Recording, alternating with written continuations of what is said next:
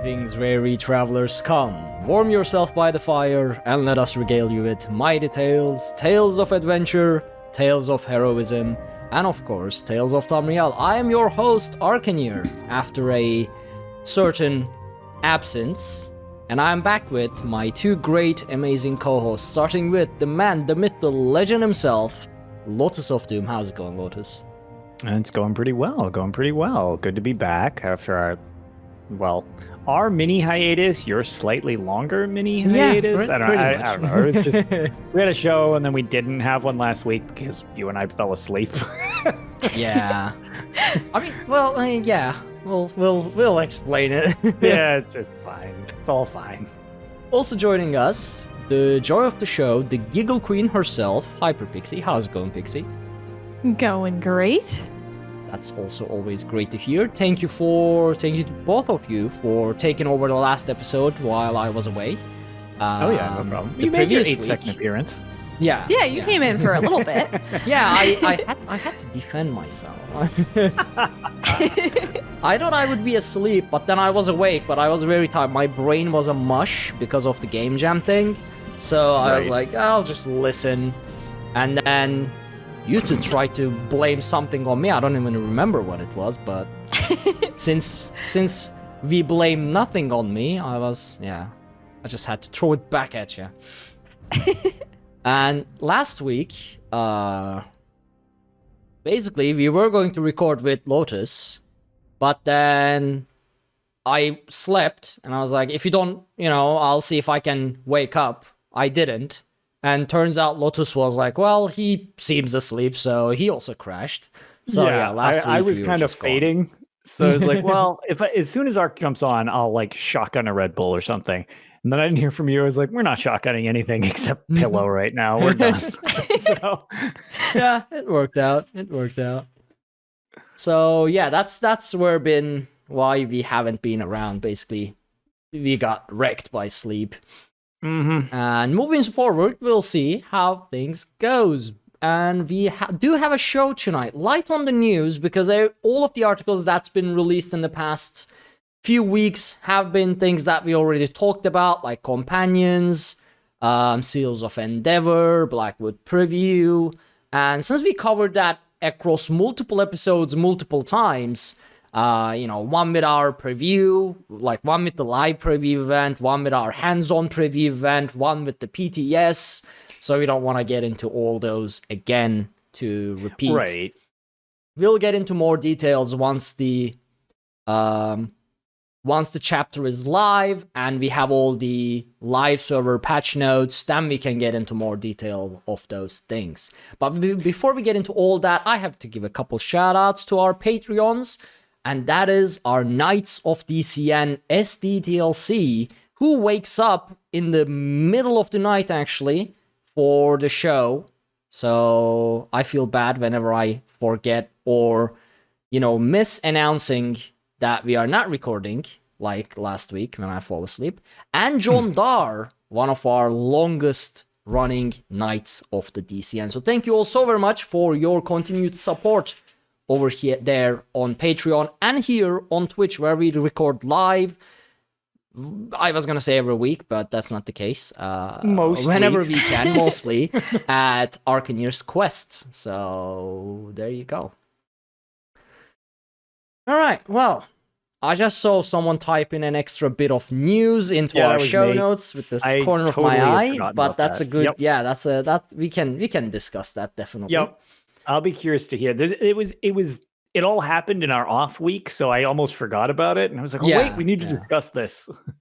Actually, both things, both the console bug controversy and the gem controversy happened when we did not record. So yeah. I see what happens when we don't record a show. Things go bad. And the world goes turmoil. Well, might as well. Okay, let's get the Crownstore Showcase out of the way then, before we get into those sort of controversial topics that we have to discuss. So the Crownstore Showcase May is here, but it's mostly returning items. So I'm not gonna get into most of it, But we do have a couple interesting things. If you have anything to add yourself, do definitely do so. We are getting a new Elder Scrolls artifact, which is Sin Weaver, which actually, this is the first time I've actually heard about it. Do you know what the Sin Weaver is? I've heard of that, but I actually didn't even look. I actually wanted to look this up because I was curious on it, but no, off the top of my head, I actually don't know what Sin Weaver is. Me I've either. heard that name, but I don't even know what in context to it is. It's a cool name. Yeah. So I'm Sin bring it up Weaver so I can take a apparently peek at it. may be looted off of Azani Blackheart after killing him in the Fighters Guild quest Azani Blackheart, and it makes an appearance in Elder Scrolls 4 Oblivion. It's an enhanced elven claymore that is wielded by the Redguard warrior Azani Blackheart. So it's not a Daedric artifact from what I can see here. It says, so UESP says it's possibly of Alade origin, but it doesn't have, a definite Daedric Prince origin, it seems. Yeah, and it's an elven sword, so I don't like it. It's noted that it's associated with Namira, but yeah. That's not even it's her. Yeah, okay. So this is. And if it's an elven sword, then I want it. It's definitely elven. Yeah, okay. So there's slightly more information on the UESP than I had any clue of, other than it's elven. By the way, it's sort of Namira based. I don't remember this in Oblivion though. I wonder if I ever did that. Fighters Guild questline in Oblivion is actually the one guild line that I never did, because that. Oh really? I don't know if it opened up later. But in the years that I played Elder Scrolls Oblivion, I never finished Fighters Guild because it was always just, compared to every other guild storylines, it just felt flat. I don't know if it ever opened up later, but it's the one quest line I never finished. I don't remember it being anything specific. I mean, granted, that's been a long time, but I don't specifically remember it being crazy interesting. I have no recollection of this sword, which probably means I got it and was like, interesting, and threw it in the dumpster because I was like, I don't want this. Mine's better. So. So yeah, but if you are looking for an Alade looking sword, which I wouldn't know why you would want to, this will be available from May 10 to May 13, which is only like a 3-day window. So yeah. Now, the other thing that I'm actually looking forward to seeing is the Zaan Arms Pack. This is the final boss. Zaan is the final boss of the Scalecaller Peak. And these are very cool looking weapons. They are flaming. They have a dual symmetrical horn design in flames. And they are really, really neat looking. Yeah, people have been very excited about these. Especially compared to that, what was it? The last item pack we had in store? Stone Warrior? Stone something? Oh, the Stone Shaper? Yeah, whatever that was. The one with the lightning orbs that did not make any sense on the sword at all. Yeah. Oh, I guess. Yeah, I don't remember the name. But basically, those lightning orbs had some very unnecessary looks on some of the weapon types, especially the sword, because it just has a lightning orb in the middle of the sword for no reason whatsoever. Yeah. But yeah, these are looking cool. So we have a new costume, which is the Night Mother's Evangelist. Actually, I don't know if it's new. It might just be a returning costume as well that I missed. And pretty much everything else is returning costumes and pets, honestly. So there is that new Target dummy that looks really cool. I was going to talk about that. I forgot. That thing looks pretty cool. Honestly, even it looks I awesome. want it. I don't do anything with Target dummies, but I want that. No, you can practice. You'll honestly, Ark, you would probably get the most use out of it because a DPS test would take you so long to do. You can just stare at it for way longer than normal people. I would probably be at it for like 5 hours if I tried to kill one of these things. So See?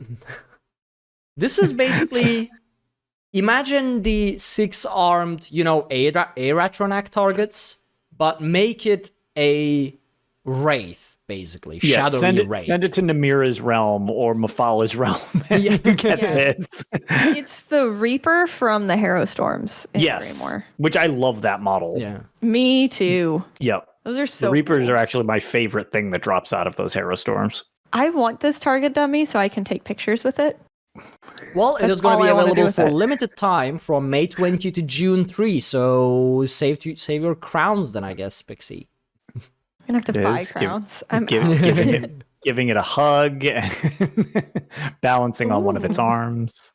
We're also getting a new music box, which is called Feast of All Flames, which plays Feast of All Flames as well. I don't remember by name which soundtrack, which composition that is, but it's an Oblivion design. It's actually a very intricate one with a Flame Atronak ballerina, I think rotating at top, sort of, from what I can see from the image. That's gonna be strange to see, just a Flame Atronak doing the ballerina dance, like the, the classic music boxes that you open, there's a ballerina inside, just rotates. Imagine that, but a Flame Atronak, which I don't know who came up with that, but... I think it's cute. Yeah. It could be interesting. I don't know. I would have preferred if it did the classic Flame Atronak animation instead, or stance, but yeah, we'll see. It's a very intricate looking box though, so I just don't remember what Feast of Flames composition is. I don't actually remember that one off the top of my head either. Yeah. Although I just I don't usually pick individual songs too much. I'll just put on the entire album and just let it play in the background. So I have no idea even sometimes when one song ends and one song starts. It's just it's just one very long music track. I actually have the Elder Scrolls Online soundtrack purchase on Steam. So I have the full 47 the bass one? Album, but yeah, it's the bass one. So it's I the don't bass. it doesn't have, for example, Flames of, or I forgot, what was it? Well, I was Feast of Flames, I think. Yeah. Yeah. That's so it, all right. It doesn't have that, so it's probably one of the newer ones, maybe even from Blackwood, because it would make sense. Flames of Ambition. Yeah, yeah, exactly. It sounds like it's much more related to that. If you haven't already listened to it, the Skyrim one from last year is chef's kiss. So good. Was that the one with the Ysgramor's boat as the animation? Oh my god, that music box is amazing. I have that, and it's my favorite one. That is the greatest animation for music the little, box. Little bobbing heads in the ship. Yep. They're rowing.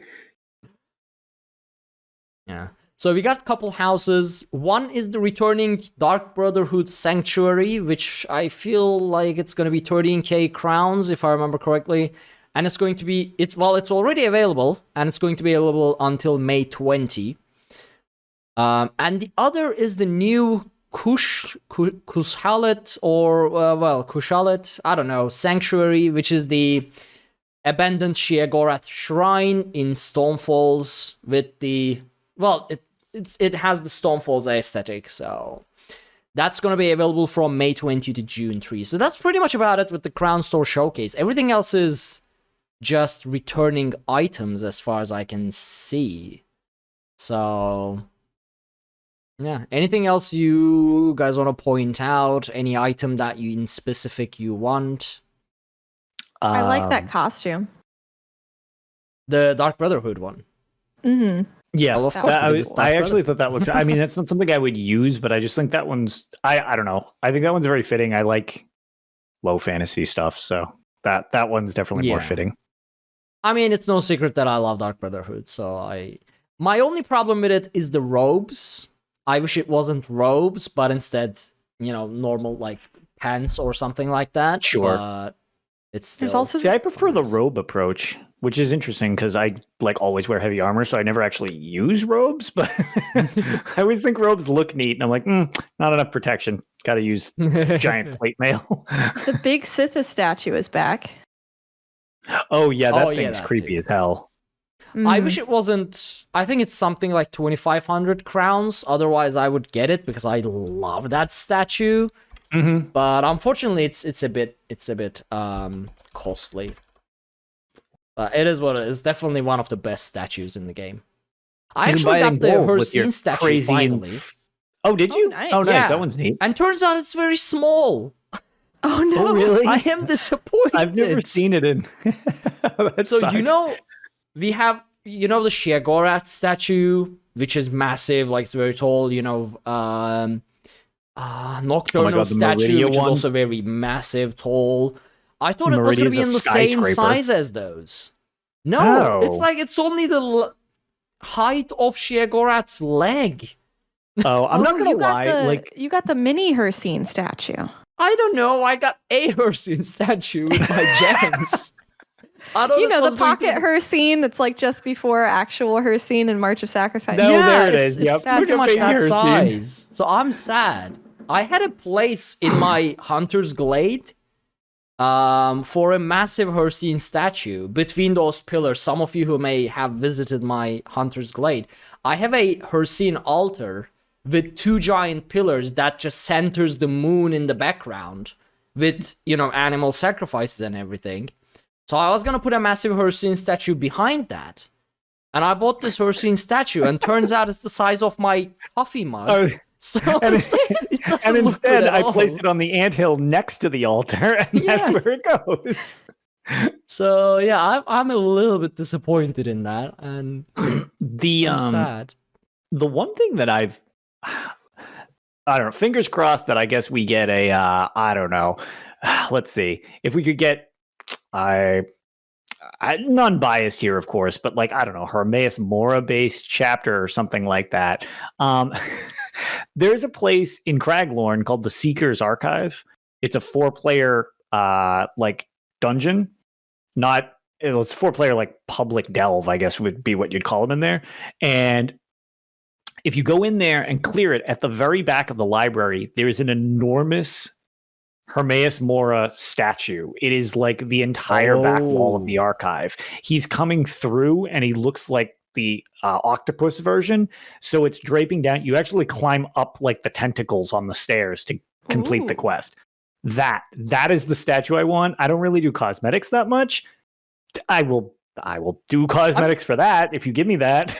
I am fairly certain Zas could drain you of your bank account and everything just by dropping rapid Hermaeus Mora just collectibles yeah. into the game. I would be bankrupt so fast. That is the one thing where I'm like, I'm not a big cosmetics guy. Here's a whole bunch of Hermaeus Mora pocket crap. thingy, Just Hermaeus kidding. Mora I'm a huge cosmetics guy. Hermaeus Mora polymorph, Oh man, helmet, motif, I would love to. artifact, I wanna be a weapon seeker. style. That'd be great. I could just be a seeker. I could just hover and just like There you give me go, some yeah. robes and just turn me into like a tentacle squid thing, and then boom, done. Perfect. But yeah, I keep hoping. I don't know. I keep hoping for that to be a thing. I mean, I'm One sure day. one day we'll end up having every single available Daedric Prince collectibles in due time. Yeah, I guess we'll get a whole bunch of Dagon ones throughout the next year. I mean, the statues and collectibles and motifs. So we've been on a bit of a hiatus from the statues, from doing the what do you call it? The Daedric Princes. They've been much more on other things recently, like Khajiit, whatever. It's like the monthly ones Yeah. from being sub. We haven't really dealt in much of that in a while now. I'm trying to remember when the last time we had one was. It's a lot of like cultural that based may ones. be because what's its name? Our last 2 chapters weren't Daedric Prince related either. That's so. exactly. We haven't We had the necromancy dragon one with Elsewhere, and then we had the vampire werewolf one, the Grey House with Grey. Since Somerset, we've been out of, it hasn't been a Daedric incursion threat of any type. So. In Somerset, they gave us 3 Daedric Princes, and they were like, that covers for the next 3 chapters. Yeah, here you go, we got you guys. You're good. So, yeah. But I'm pretty sure we'll get a proper Dagon statue to go with those big, I would assume. Big ones. That would be peculiar if we didn't, actually. Mm-hmm. Give us Dagon. It's just a pair of shoulders.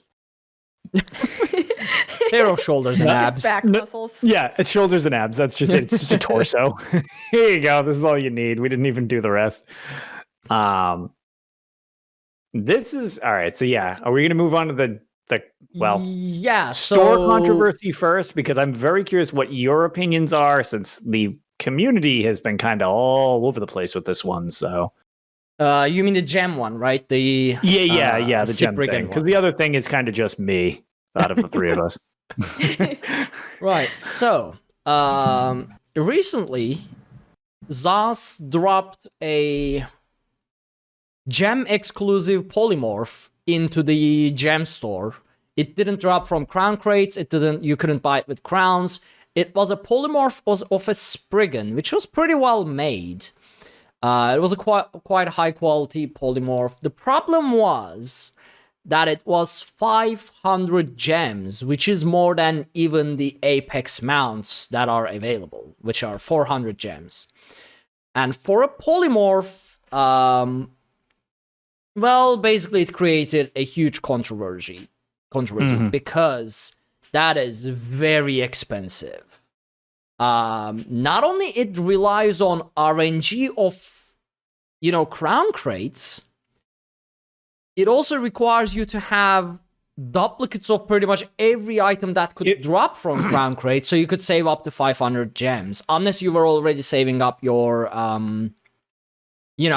free ones, Ouroboros crates, free crates, things like that. Well, ironically, it's not even so much relying on RNG in a like, oh man, if only I was lucky. You need to consistently be unlucky, actually, because you want good pulls in your crates of things you've already gotten.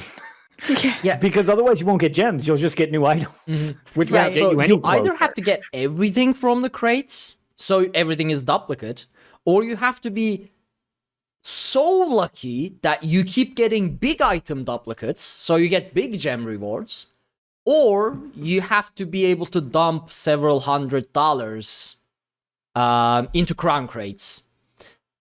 Or, you needed to have saved 500 gems from before. Now, the main problem with this is, as far as I could tell, is that it's limited time. And it's not announced way in advance that you could start saving up your gems.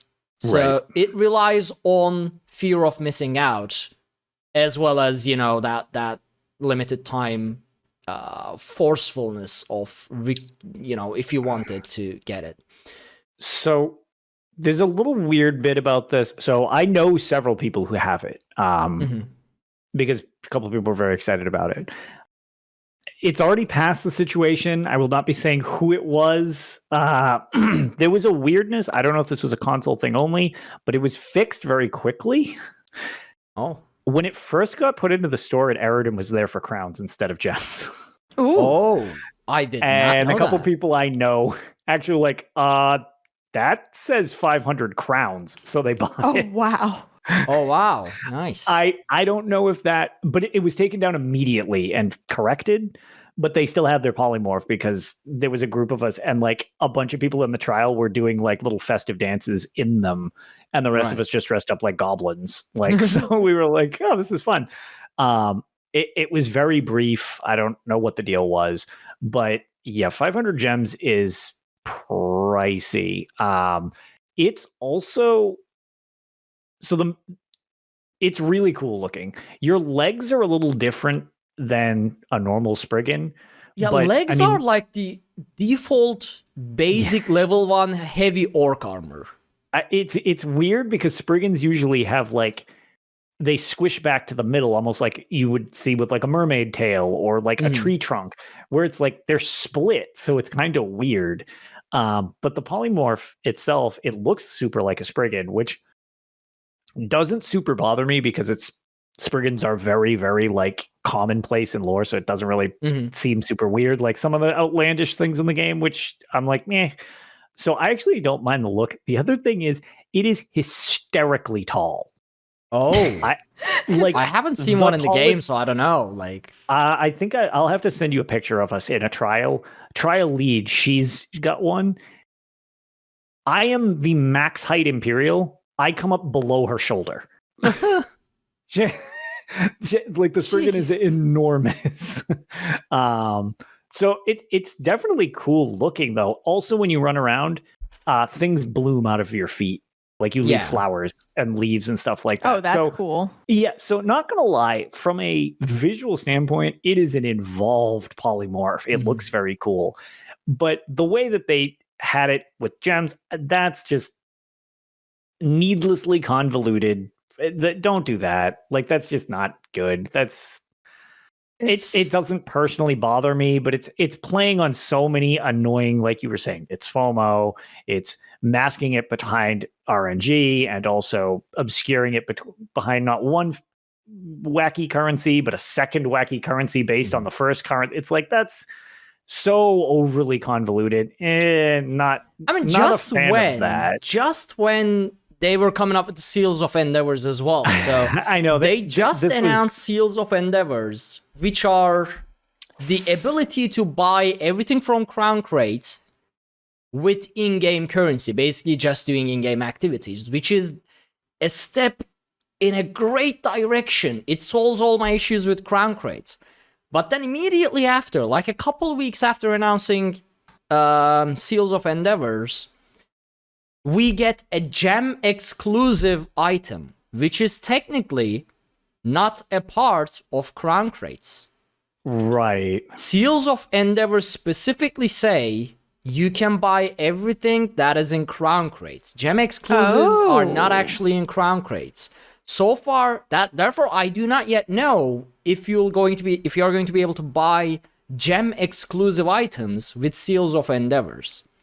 Assume from the wording, it sounds like you won't be able to. So what this sort of messages is that, to me at least, okay, we are going to give you guys the ability to buy the items in crown crates with in-game activities, with in-game currency, but then we are also going to put massively expensive and great gem exclusive items that you still won't be able to buy with Seals of Endeavors. Oof, I hope that's not the way that goes.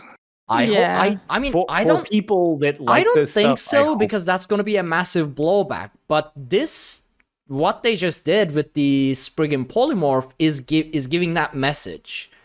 So haven't they done this in the past though with mounts for, like, I know I think it was Slaps and Chat mentioned one for 600 that was the Fire Wolf, but I think there's one like every single crown crate season they bring in a special one's like 600 crown gems. Yeah, SD was saying that, and I remember some of these. In fact, the wolves there have always been crown gem exclusive items. Some of them were like 600 mounts, some of them were more like 100 gems. The Netch, I think one of the Netch pets was crown gem exclusive, as well as the Seeker. So I guess it's like it's nothing for 300 new. says SD. Yeah, I think so. I didn't get them, so I don't really look at the gem prices. But the problem isn't. See, I mean, gem exclusives on their own are a problem.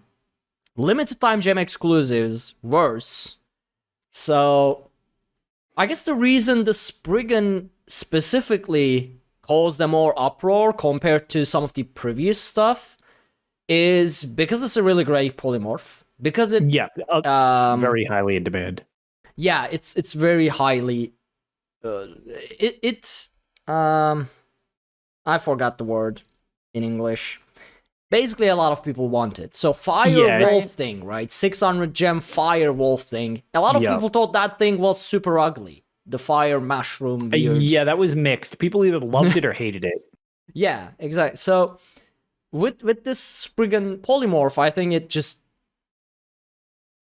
you know, a lot more people wanted it, and that's why there was a more uproar compared to the previous stuff. All right. So the one thing I wanted to add to this, because I was telling it to people, and it is not, I don't want to make it sound like this isn't kind of a bad look, and I understand what people are complaining about, because some people are very opposed to crown crates, which is totally fine. I get that. I never thought I don't think those are a good system. I don't support that, but I have no intrinsic problem with them existing per se, I guess. One thing that I just was suggesting to some people, because there is no workaround, and I don't want to just like sweep it under the rug like, oh, this is totally fine as long as you do this, you don't have to worry about it. That's not what I mean. But what I do with anything that I actually would like to purchase, one thing that I tend to purchase a lot because I'm lazy and I hate RNG is I don't collect motifs, but motifs gives me achievements. And since I'm a huge achievement junkie, I need my achievements. So I actually use my gold, and we don't even have the safer version of what you have on PC, which is the Tamriel Crown Exchange. We have the good faith system managed by a lot of we on console, and you know, don't just buy willy-nilly. You can get burned if you're not careful. But most people in this game are not scumbags. So it's it's more common that you will find somebody willing to help than somebody willing to screw you over. That being said, always be careful. This is not a fix-all solution. One thing you can do, which is what I do when I want anything from the Crownstore, because I very rarely sub to the game.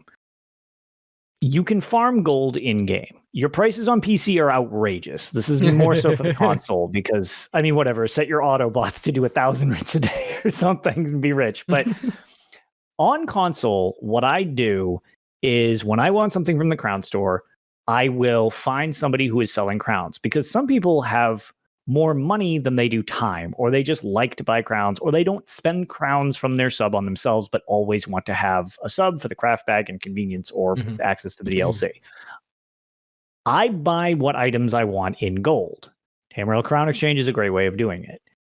If you want something like this, buy crown crates that way if you're opposed to buying them another way. It saves you the money of having to buy them. Crown crates are not cheap, but from the example of those motifs, which is a thing you can collect at the end of dungeons, which I do and just sell off the motifs in zone again, but they are 5,000 crowns for those motifs, which most people don't buy because they like, why would that is basically just shy of $50 for one cosmetic motif that goes on one character. That to me is really overpriced, but I don't pay real money for it. I granted spent 500,000 gold on it, but jeez. What I do is it's easier said than done to get money, but try to find gold alternatives if these are things you really want. There are ways it doesn't fix the problem of not being able to get it in game, but there's usually people who are willing to get the gold because they don't have it themselves and will sell crowns for it. That's been my solution. It's just a suggestion, especially if you're close. You don't necessarily always need to break the bank for this stuff, but you've got to put in the in-game work to do it. So just a suggestion. Again, it doesn't really fix the problem. I'd rather them just not do stuff like that. But given the situation you're in, if it's something you really, really want, farm gold, do something in game that you can manage without having to break your back over spending, money that you might not have available at the time. So for whatever reason, or you're just opposed to it morally, which is also, that's totally your thing too. I get it. So just wanted to kind of suggest that, because I did suggest it to a few people and they ended up spending a lot of gold. And I do know 2 people who got the polymorph that way, actually. They just dumped gold in and just bought crown packs from other people, or crown crate packs from other people. The problem there is the limited time availability that's the thing, because you need to kind of perpetually keep this in mind. It's not like a thing you can just, I mean, unless you've got you need to perpetually keep method. A massive amount of gems and a massive amount of gold, regardless of how you approach this. That's very true, and that's where the FOMO thing just makes that even more obnoxious. Yeah, so it becomes this, okay, I want the Spriggan Polymorph, I have the gems, right? But I don't know if next week they are going to launch something that is even far greater that will only be available for 1 day or 3 days or 5 days. That's the problem with limited time and cache exclusive and RNG. Yes, so it's the gem exclusives. The problem with gem exclusives is the combination of these 3. They are limited time. Yes. They are only available with a single currency, and that currency is tied heavily to another cash currency that comes with RNG. It's like we took everything that is available in mobile games monetization, combined everything together, meshed it, and came up with gem exclusives. And so, and that's why I said this isn't really like an all-purpose, like, oh, this totally fixes your problem. What are you all complaining about? That's not really how I mean that. It's more of like a workaround if you're close a lot of times. Or in my case, apparently walking around with 12 million gold is like not a thing you do, Ark, or something. I don't... Is that what you're trying to tell me? I mean, I've recently made some gold in ESO. I'm happy. That's the spirit. I have more gold than I ever had before in ESO right now. So someone's been doing their writs. I spent 10 minutes talking to Inklings, and since then I've been making some money. I've been rehabilitated into doing my dailies. Undermine the argument. I just wanted to provide an alternative. It's more so if you're a couple gems off, but you don't have the money for it. Don't forget there is that option. Like you could always try to buy something from somebody in game, you know what I mean? But yeah, doing it from like, I have no gems to let me just try to get 500 from, but you would need to be like a lot richer than me to be able to pull that off. Probably that would be an insane amount of friggin' crates. See, the thing is, because I know this was brought up on our Discord and on Twitter. Well, it was brought up on our Discord because it was brought up on Twitter. There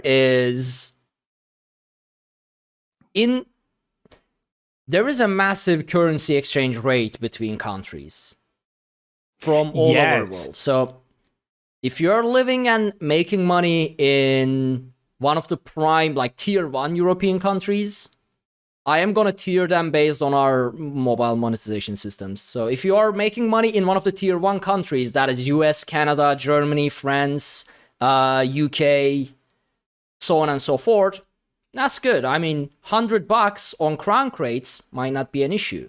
But if you go into tier 2, tier 3 countries, where people are making, even if their living standards are very good for their country, with the currency exchange rate, if they're making like $500, $700, $1,000 a month, then those $100, $200 mounts or crown crates or whatever becomes obnoxiously stupidly priced. Right. Which I guess in that case you'd want to try to buy it with in-game gold even more so, because good lord.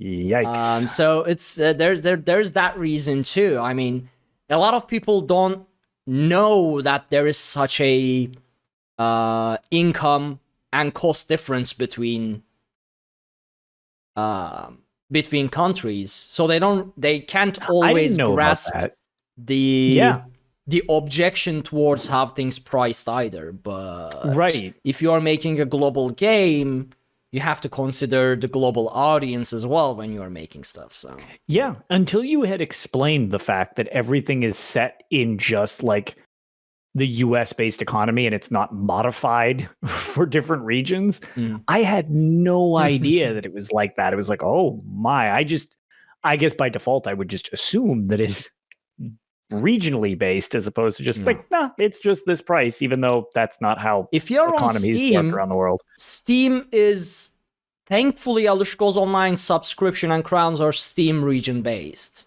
Yep. Otherwise, I wouldn't be able to sub to ESO at all. Sure. Yeah, because it'd be outrageously expensive. Yeah.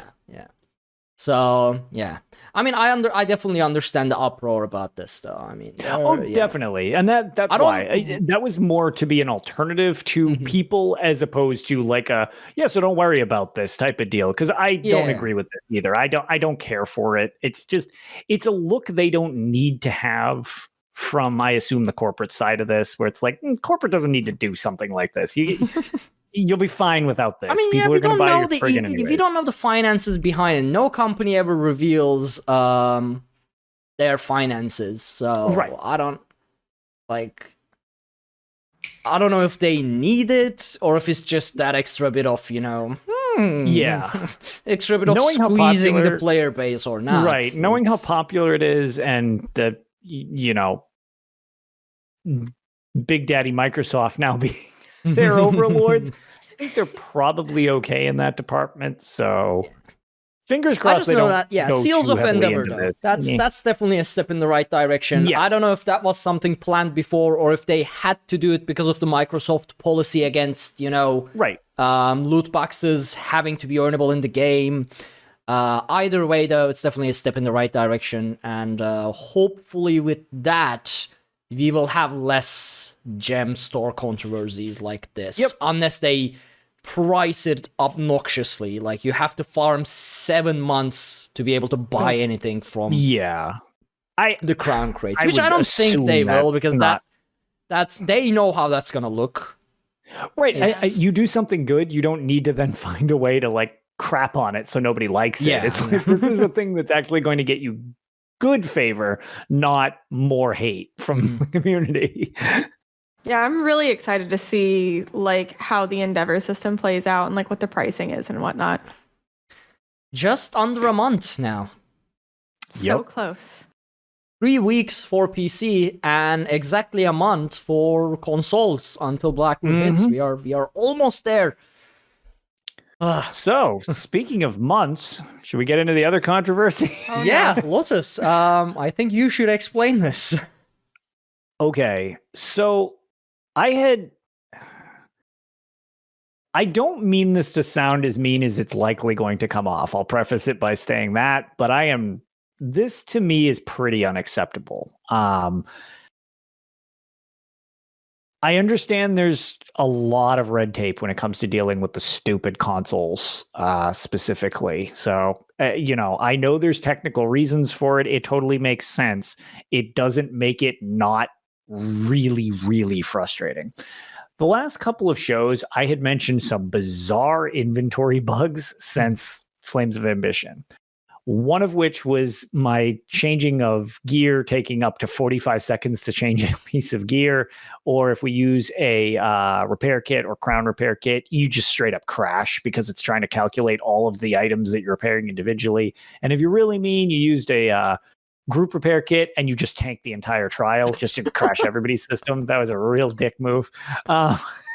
Which somebody felt terrible about doing to us. They were trying to be helpful and wanted to surprise us by fixing all our gear, and it reset the trial because everybody got DC'd. Oh no! Yep. So Surprise. So much for that. Yeah, that VSS did not go well, and that was not fun. But yeah, so that aside, that's fixed. I was happy about that. However, it was replaced by at the time I said probably equally, I would actually say it is actively not as annoying now that I've been living with it. We got a different inventory glitch, which we did work around. Elder Scrolls Official has also posted their workarounds for it. The reason there are workarounds for this, which is basically when you sell items, they don't remove from your inventory. Guild traders are just a mess. You can't, when you list items, you can't move in your inventory is what it is. You're fused in place. So if you go up and down, it's doing it, but it doesn't visually show it to you. You can't see it. Oh. So you have to guess where you are, or you have to L1, R1 on your controllers to go back so that it'll reload the UI, which you kind of get good at it, which is a sad thing to say, but you kind of get good at it. The other one, your craft bags. Now, this is why I don't mean this to just, again, this isn't directed at anybody in particular. It's just, this is very frustrating. The craft bags, the things that people pay a sub for are broken. Oh, no. You cannot scroll in your craft bags to get items. That's not good. You have to guess where you are, then you can shift around to try to reload the UI and see how close you are to the item it is. It doesn't scroll through them. This is a feature that costs an extra $15 a month for ESO. That is just a broken feature to something that costs extra. That, to me, is my biggest issue with this. I do kind of have a problem with that. Bugs happen. I get that. Mm-hmm. Our fix is literally not coming until the chapter. Yeah, that's the very rough part. That is. So we are going to have this for over 45 days. Mm-hmm. That is insanity that we are just left with a glitch for that long. The problem is, like they did state officially that the reasoning is that certification for patches does tend to take, I believe it's around 10 days or so. And then they're going to have to issue another patch coming for... I get some of the logistics, but in this situation, this is a pretty... Everybody that I know on the team, I know this isn't what they feel, but from a player standpoint and from people who don't ever talk to the devs in my communities and guilds and stuff, this really gave a lot of people the impression that the devs do not give a crap about them on console. Yeah. And I can't really counter that. Usually I can counter it with something. That is the impression that I would get if I was not so involved with this community, honestly. I would be like, okay, cool. So you just don't give a crap about console. Got it. Like, the main issue is the consoles themselves, because they're like not allowed to push an update from my understanding. They are not. There are exceptions, but I don't know what goes into an exception either. So them just wanting an exception, I don't think that works. I don't think they can just be like, can you make an exception for... I don't think that's how that works. So you have some rapport with these companies, platform owners. It goes for iOS and Google Play as well. It goes for, I assume, Xbox and Sony too. Yep. Depending on how popular you are and how much money you are making to them, you can every now and then basically have a direct line of contact and just nudge them towards basically doing you a favor. Right. But it's very limited on how much you can do that. Sure. And that's one of the things that is like definitely from their side of things, I do get it, because they had to get the thing certified and then they're so close to this. So with the struggles consoles have been having recently, because I think last gen is pretty much pushed to its limit, would be my guess, which is causing recently a lot more console issues that PC is no longer experiencing. Like, you guys have your own issues, but like console has been getting some freaky issues, specifically PlayStation, because PlayStation's a dumpster fire, but whatever. It's just optically, from a player standpoint, when a company says they know about this error, don't worry, we'll have it fixed for the next console launch, because it's like we can't get a patch pushed through. And then within a little bit of time, that's one thing. Over a month is a long time to ask people to just not get a patch. So I get that. The ironic situation, which again, I am big on the bad luck cycle recently, but from like stuff that doesn't really matter. It's like video game stuff. I'll take the fact that the world is getting better in real life as opposed to me needing RNG luck in video games. One of the things I always joke about is I never subscribe to ESO Plus usually because I don't really need crowns and the craft bags, whatever. Well, I was sending a gift to somebody because one of our Extra Life things didn't work. They just never got the mail, which sucked. So I was sending them something. I was sending them a gift to make up for it. And I didn't have enough crowns. So I was like, well, I'll just sub so that I get the crowns. And I sub for 2 months and the craft bag breaks as soon as I sub. God. So you broke it. I haven't been subbed in over a month. I assume that when my sub runs out, it will be fixed. You can blame me, I assume. It's just as long as I'm subbed, I assume the craft bag is broken. But yeah, so chat is, I mean, I doubt for just for the sake of it, they wouldn't patch this. So either they are really held behind by, Sony, which is a possibility. I mean, it feels odd to me that a very heavy issue like this, like you can't persuade Sony to squeeze in a patch there. It's that Xbox feels as well. Well, I mean, is though? It is. I mean, like, theirs is broken Sony. too. Yeah, but it could just be Sony having the issue. Everything? But because they can't really, or they either don't want to, or due to technical reason, they don't want to push updates out of sync between Xbox and PlayStation. Okay, that makes sense. Yeah. Sony might be holding them up because with the Microsoft acquisition, I really would doubt that Xbox would stop ZOS from pushing a patch on Xbox. Agreed. 100% agreed. And one of the things that throws me off, though, is when PlayStation exploded 2 weeks ago, I think now, when we had, like, they predicted 72 hours of downtime for the PlayStation version, and then they got it up in, like, I think 18. They apparently credited Sony as fixing the error for, like, Sony basically, like, brought them in, and they officially thanked them for, like, their tech team figuring out what was wrong and getting it fixed. I am all for crapping on Sony. It surprised me when I heard that because I just assumed it was Sony breaking something. Like, that's my default. The thing is, I mean, all these platforms, so PC, Windows, or other operating systems, and then you have Xbox with its own OS, and then you have, Sony with its own. They have so many different requirements that you have to handle with 100%. Development when you are porting to different platforms, which is why whenever we get a PC port of a console game or a console port of a PC game that wasn't initially built that way, it's a disaster.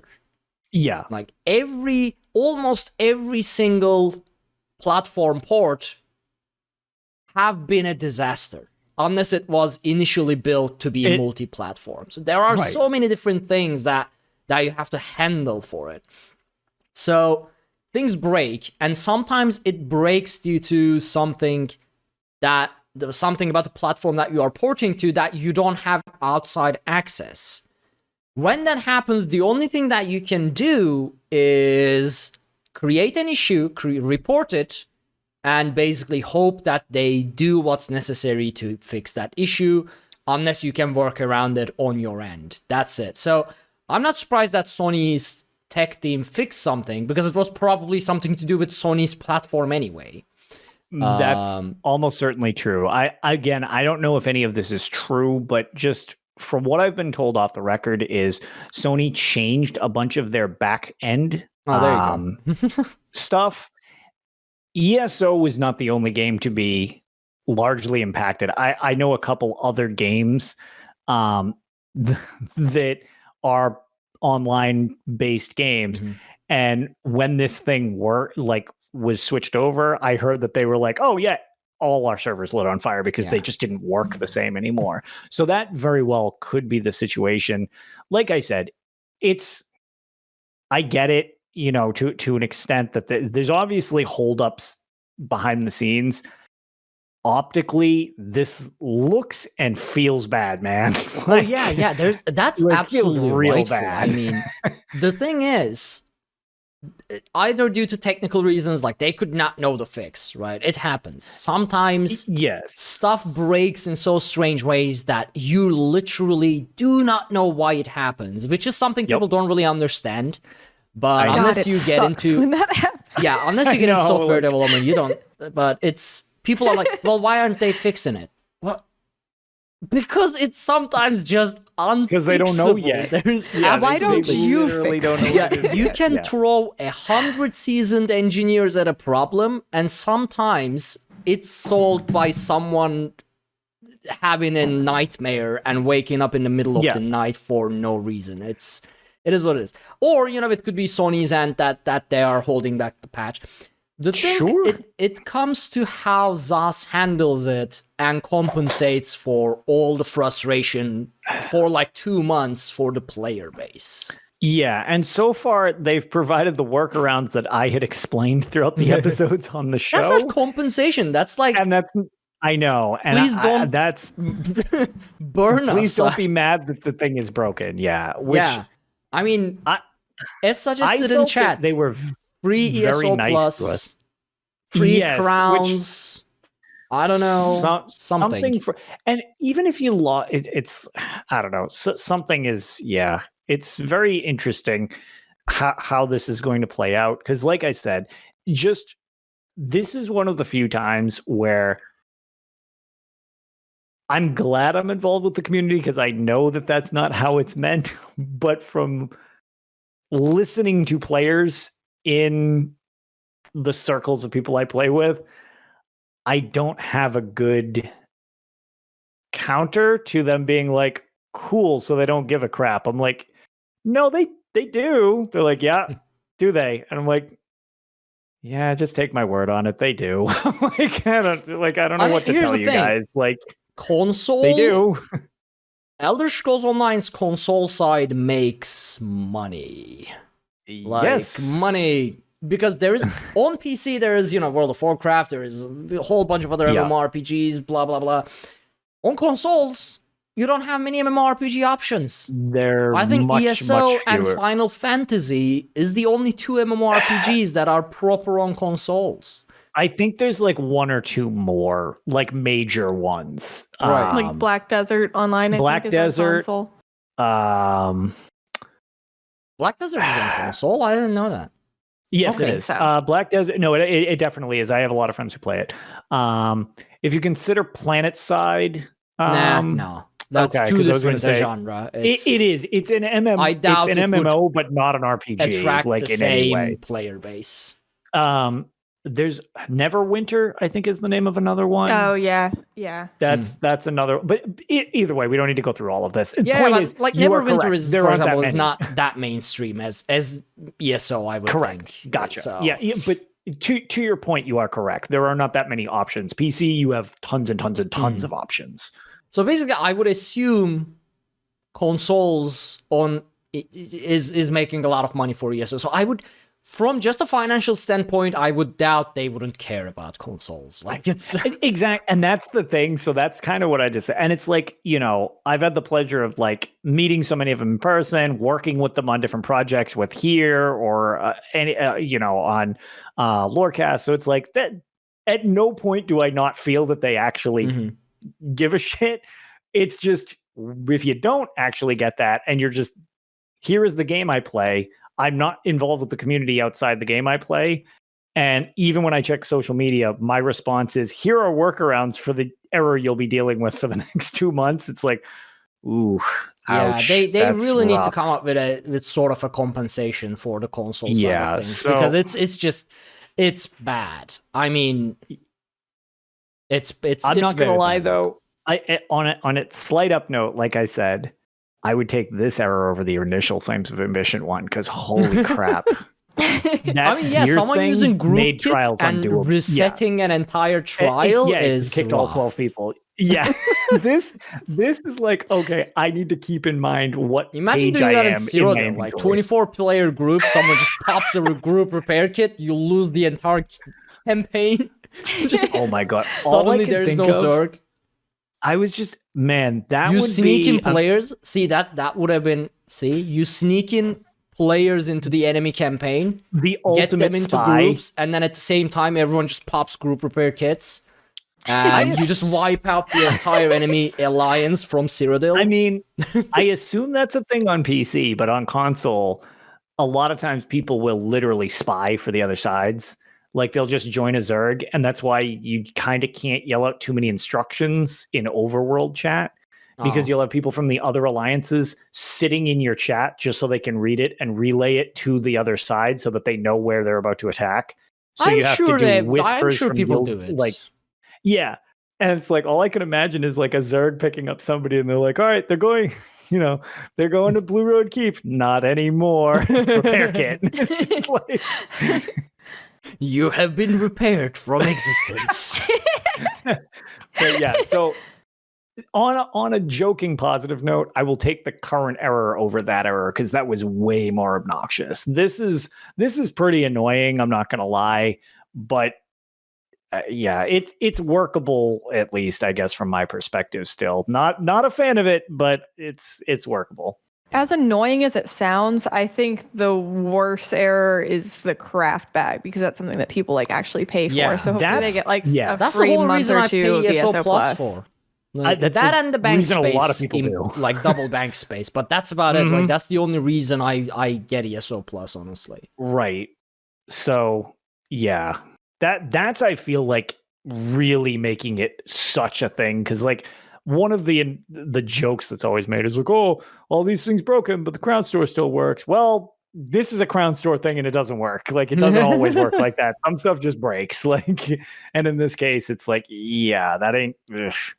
So I mean, it definitely happens 100%. From a yeah. development standpoint and publishing standpoint, it happens, but how you handle it is going to be the really real decisive factor here for people, I believe. It's so yeah, that was my attempt at not sounding like a total pissed off console gamer, but also still trying to express my plight of my console friends. It's like, yeesh, this one's a little rough. So I mean, just yay. We can always do positive episodes. It is what it is. If there are issues, we are gonna well, and that's just it. Speak and the them. We are is, gonna vocalize 100%. Them.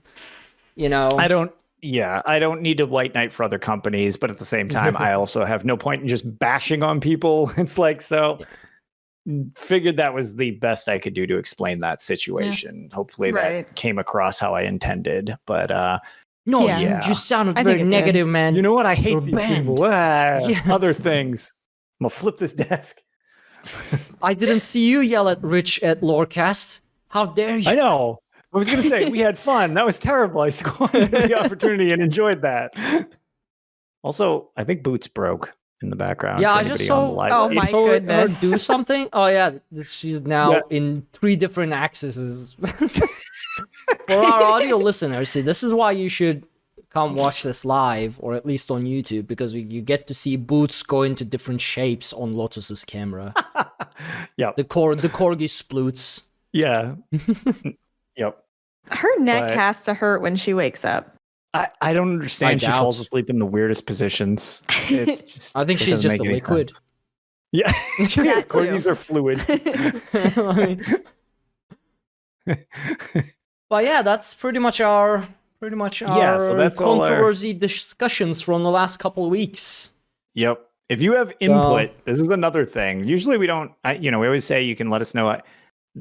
If you have anything to add from different perspectives, this one I've been very curious. I've been actually reading the forums and our Twitter and anybody who just messages me or whatever. If you have different takes on this, I'm actually pretty curious to hear them. So feel free to message us at the show or me or whatever, just because I've been interested to hear everybody's takes on this, because this is a little more diverse than some of the other situations, because PC is in a very different place than console at the moment. Yeah. So, and if you send us, you can reach us on Twitter at Tales of Tamriel, on our Discord. You can find the link for it on either just ask us, or if you go into the website, there's going to be a drop down called socials. There's a Discord link there.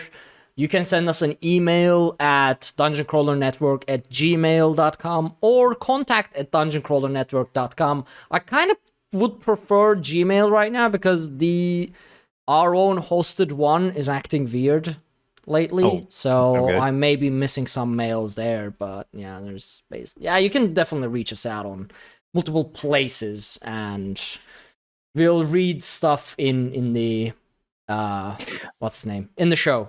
So there you also go. This doesn't seem like a thing that would need to be said, and I don't think this accounts to 90% of the community.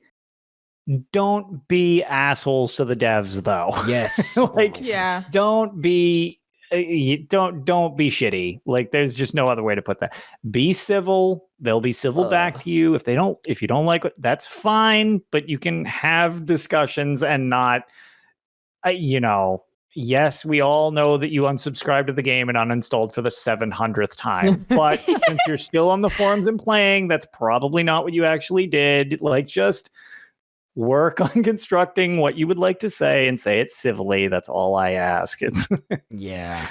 It's people really don't understand that. Well, that's not going to get you anywhere. Yeah, that's not going to get you anywhere. And it's not like a developer on any side, like either QA or the software developers community team. It's not like they wake up one day and, you know what, I'm gonna screw up the game today. Yeah, you know what, time to destroy everything. Yeah, that's but if these things happen, it's because they were going to happen one way or the other. Things break. Game development is magic, and it's held together by daily sacrifices, okay? Sometimes gods are just displeased and things break. Also, I like SD in chat. #FUFinn is appropriate at times. Yeah, you can always yell at Mike Finnegan. That's not gonna lie, FUFinn will be coming up later on in my tales. Mine too. Yeah. Am I the only one who had a good time this week? Yes. For reference, if anyone doesn't know, Mike Finnegan is aka Finninator, is the lead encounter and dungeon designer of the game, and he is responsible for our painful hours, of throwing ourselves at specific bosses and dungeons and trials in the game. And yeah, that's why FU Finn is a thing. He even has a plaque of it in his. I think he had it made at some point. I remember something like that. Seeing that in one of the ESO lives. Yeah, he has it printed. He has T-shirts, so he's proud. I was gonna say he was Team FU Finn against what do you call it? We were the Lurkers. We didn't really have a team name, I don't believe. We just became the Lurkers. But at right before the world exploded last year at PAX, the last PAX East, he had his own shirt. #FUFinn. He is very happy to be making our lives miserable. Mm-hmm. Right, so that brings us to the Tales part of the show, where we talk about what we've been up to in the games of Elder Scrolls in the past week or couple of weeks, because we did skip a show. So, Pixie, since you had the successful Tales of the past week, what have you been up to, and how did Mike Finnegan not upset you this past week? So I don't know if you guys remember a while ago, whenever I was still with the Lore Seekers trial team, but I struggled to try to heal a VCR +0. Yes. And we just could not clear it. Just so many things went wrong that whole time, including, and not limited to, me being in gear that was completely the wrong trait, and some of my stuff was apparently still blue. Gear or something, didn't you? Yeah, I just didn't transmute my gear, apparently. I thought I had transmuted it, never looked at it, so I just didn't care. And then Azure had messaged me, it was like, what's going on with your gear? Like, this is a problem. It was like, oh no. There's nothing going on with my gear, that's the problem. Yeah, literally nothing.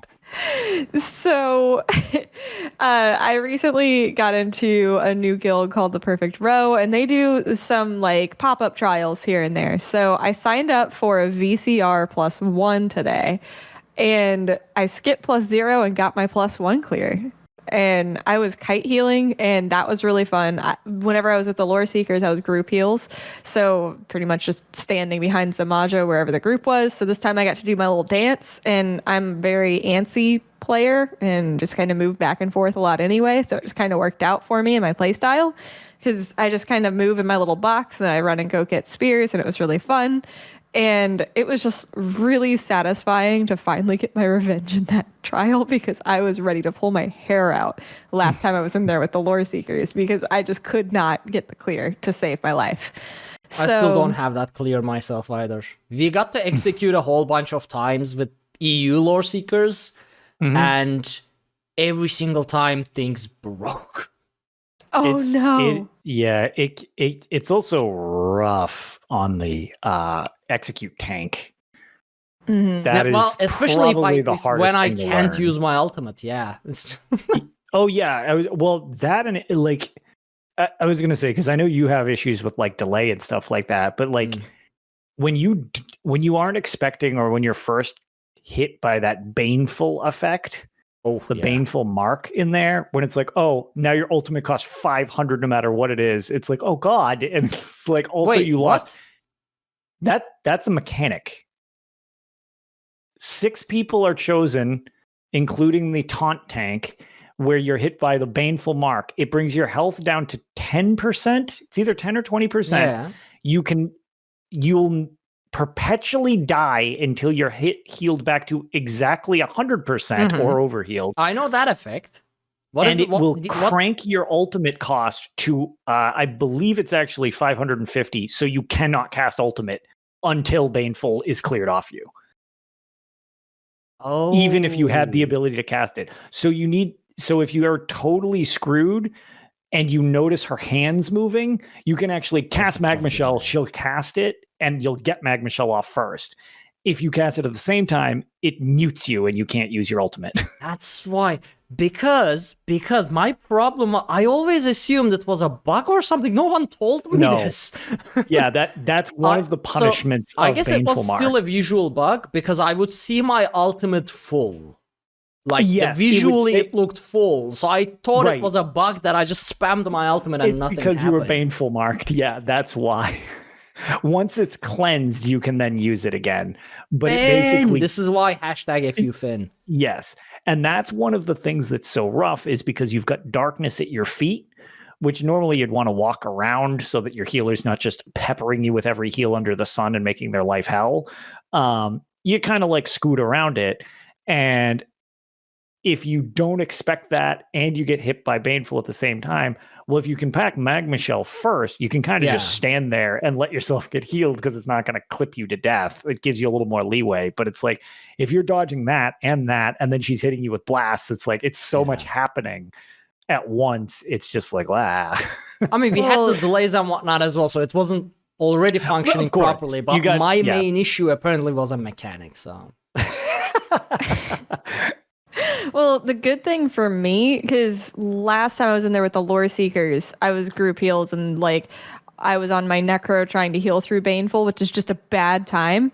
And this time, the healer who was the group healer was a warden who volunteered to just take care of Baneful. So that was really, really nice. So I got the easy job. And so I just got to go run around and throw the sticks down. So it was a great time. And then other than that, I know for like the last couple of weeks I've been playing, trying to remember like what I did though, because it's been so long. I did a lot of tanking. So I know I tanked Black Drake Villa again. And I was actually with Ag. That's what I did. Right, yeah. Yeah, I went with Braun, Ag, and Bard, and we did Black Drake Villa again, and I was tanking. And that was a lot of fun. Did the secret bosses with Ag and everything. And that was a really good time. We didn't do hard modes because we had like a time constraint, but great time. Last night also, I went on a mission to get as many transmutes as I could in 2 hours. So I think I have like 290 transmutes now, Nice. so I can start fixing more of my gear. Because right now, only the main sets that I use are correct. I don't have training gear that I run every day anymore. So I need to, like, for my Jorvolds and Worm and like all that stuff, I need to get all of that retraded. Because like some of that's still training and sturdy and all that nonsense that's just bad. So I have to fix all that before I get yelled at again at some point in the future. But yeah, that was all I can remember because it's been so long now. I feel that. All right, before we get to Lotus, because Lotus is gonna have the, I feel like, most fun stuff. So what I've been up to? The only hard mode I haven't cleared in the game right now in terms of dungeons since I last told my tales is Stone Garden. We cleared Black Drake Villa secret boss on our second try basically. Not second day, it was basically like 9th try or something. We finally got that done. And I got that done with a stupid build. I basically came up with an absolutely ridiculous build. And I can now recast my Warhorn before my previous Warhorn runs out. I love that. I can upkeep Warhorn 100%, literally, as long as I'm in combat, by myself. So the healer or everyone else can do whatever they want to do, other ultimates they want to use, or we can keep major force part, the big DPS part of Warhorn, so much between myself and the healer, because I also regenerate ultimate for everybody else involved as well. So yeah, I figured out a build that there's always an Inferno going, there's always a Warhorn, there's always a barrier, we never run out of things. It's just the ultimate fest through and through the dungeons. The problem is, it didn't get me Stone Garden hard mode clear yet. So far we've tried it like 45 minutes at a time, 3-4 times, I think, with the Untaunted. But I guess we got burned out on all the hard modes that we did, so we no longer do several hours runs at a single night. So every time we figure out what we are doing, we take a break for like a week before we get together again, so we have to do it again. But before the show, actually, last night, we got together for like a chill time. Everyone was like, yeah, we are out of focus. This is probably going to be a chill night and everything like that. And we actually made more progress than we ever did when we were focused and we were on our A game and everything like that. Which is why I'm telling everyone that we are on our strongest when we are not paying any attention whatsoever.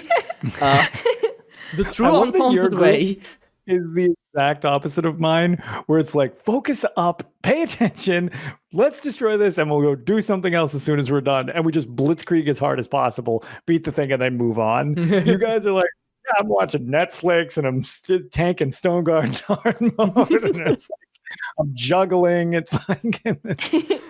So when we first tried it, we used to try to burn all wolves together, which works. You can really skip the entire husk mechanic by bundling them together and just spamming ultimate, because it regenerates everybody else's ultimate, so they spam it and they regenerate your ultimate, and then you drop it and you regenerate others' ultimate with that bestial rage synergy every time. So you get all of them together and you just melt them down before they can do any mechanics. But the problem with that is, in the second phase of the werewolves, when you have to switch taunts, you have to burn them so freaking fast. Because if that mechanic kicks in, the switching taunt one, because all of them are like merged together, ultra enraged, you don't know which one to swap taunts with, because they're all bundled up together. So you just die. So today we tried separating them, every one of them, into individual corners, and that worked really well. I don't know why we tried so hard to just bundle them together. Apparently the correct mechanic is there for a reason. And we got it down to like second werewolf phase and even execute. But again, we only tried for maybe like an hour at the hard mode. So we just dropped it and did random veterans. But execute is so crazy. Yeah, that's brilliant because you have to run. So there are ads. There's lightning.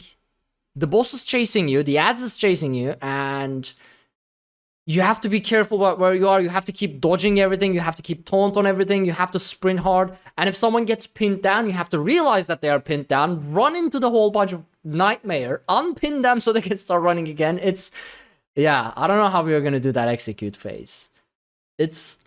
People make it sound so easy, but I don't understand. I don't know what we are. We are also not doing it with, guard or anything.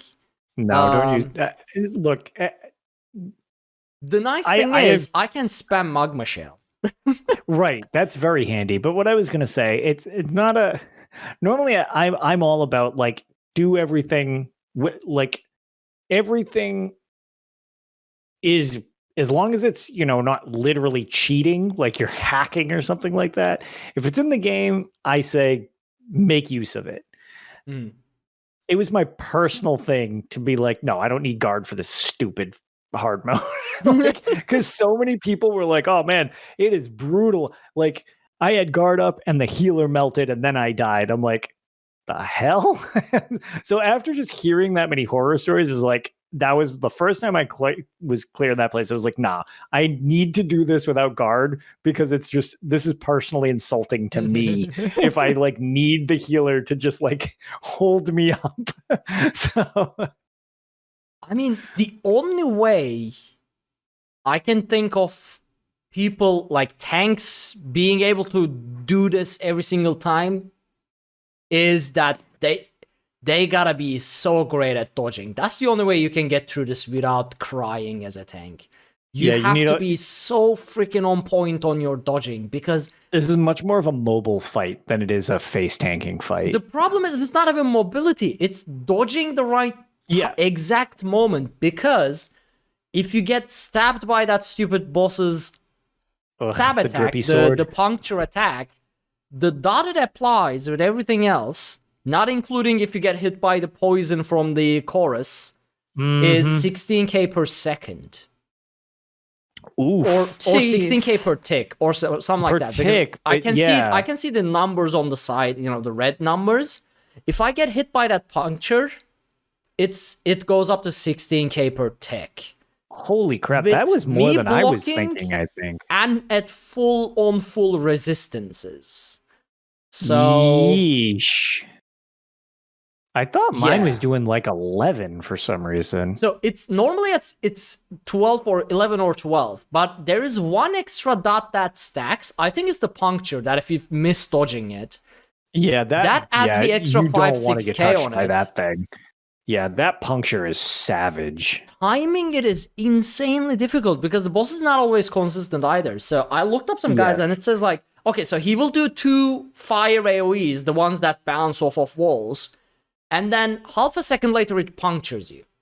So every time he does that 2 things, I dodge, right? Because I think he's going to puncture me. He just doesn't puncture me, comes up, runs to me, does something else, and then punctures me. And I'm like... So, yeah, it's I don't know. So what I did instead, when I realized that I'm not going to be able to dodge it, because I told this so many times on the show... When there are so many things going on my screen, I don't see anything. Yeah, it's all same for me. I don't see where my character is. I can barely see the boss. I don't even see when I'm like crowd controlled because I don't see my character.